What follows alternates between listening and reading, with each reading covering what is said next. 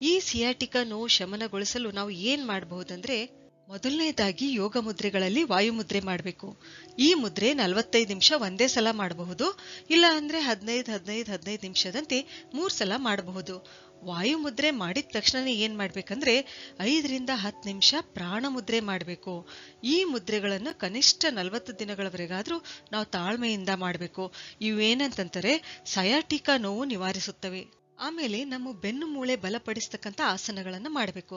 ಮೊದಲನೇದಾಗಿ ಭುಜಂಗಾಸನ, ಎರಡನೇದ್ದು ಶಲಭಾಸನ, ಆಮೇಲೆ ತುಂಬಾನೇ ಇಂಪಾರ್ಟೆಂಟ್ ಆಗಿರ್ತಕ್ಕಂಥ ಆಸನ ಪವನ ಮುಕ್ತಾಸನ. ಇದೇನಂತಂದ್ರೆ ನಮ್ಮ ಸ್ಪೈನಲ್ ಕಾರ್ಡಿಗೆ ತುಂಬಾನೇ ಒಳ್ಳೆ ಆಸನ ಇದು. ಮತ್ತು ಸೇತುಬಂಧ ಸರ್ವಂಗಾಸನ. ಈ ಎಲ್ಲ 4 ಆಸನಗಳನ್ನು ನಾವು 5-5 ನಿಮಿಷ ಮಾಡಬೇಕು. ನಮ್ ಕೆಲಸ ಬ್ಯಾಲೆನ್ಸ್ ಆಗಿರ್ಬೇಕು.